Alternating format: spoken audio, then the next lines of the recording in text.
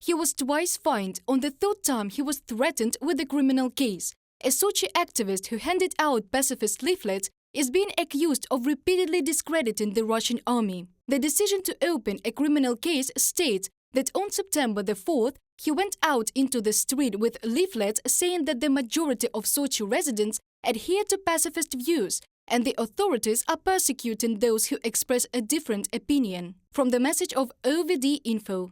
For telling the truth, a 71-year-old pensioner faces a fine of up to 300,000 rubles, 3 years of forced labor, or up to 3 years in prison.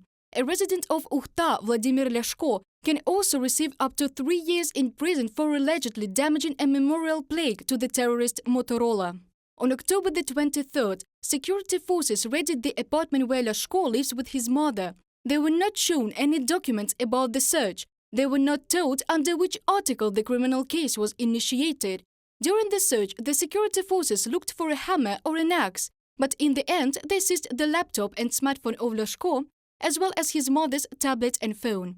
From the message of OVD Info, the suspect's sister assures that she has evidence of Lyashko's innocence. The Russian security forces ceased to take rational arguments into account a long time ago. In the last years of Putin's regime, even lawyers in court are more of a props than an opportunity for people to defend themselves.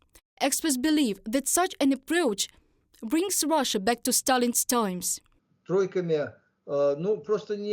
There will simply be no need to arrange verbal arguments or confrontation of the parties in court. It will simply disappear as a necessity. You can present a lot of evidence of innocence. A defense attorney can present very reliable evidence of innocence, and no one will ever argue with him. It will not even refute the side of the prosecution in court. Just according to the results of the court, there will be a guilty decision. The court stamps sentences and judgments as it is told by the Russian authorities. It is well known about how they are ordered by the Russian authorities. The Kremlin is trying to stop any anti-war sentiment right away.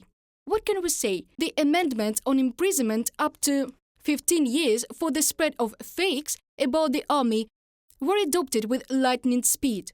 Dissenters are persecuted not only under this article of the Criminal Code.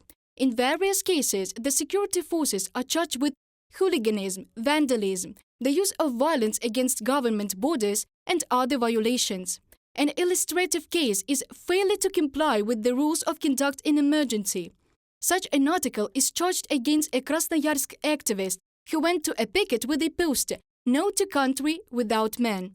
The women protested against the so-called partial mobilization, but still, the majority of those who disagree are under the article on fakes. Maybe this is some kind of tribute to fashion. Maybe it seems to the investigators more simple, provable. They actually don't need any evidence in court. The court is absolutely politicized. There's nothing to say, but the investigating authorities, operatives, are more interested in applying the article about fakes, maybe. Well, no evidence is required here at all. This is their interpretation of what people say. At the same time, the Kremlin is trying to brainwash a new generation of children and teenagers. A portal about Russian politics for teenagers was blocked by Roskomnadzor, Federal Service for Supervision of Communications, Information Technology and Mass Media. The creators of the resource say this is an indicator of how much they are unwanted by the authorities. Reported by Dana Kolesnik, Ksenia Barvinenko, UATV News.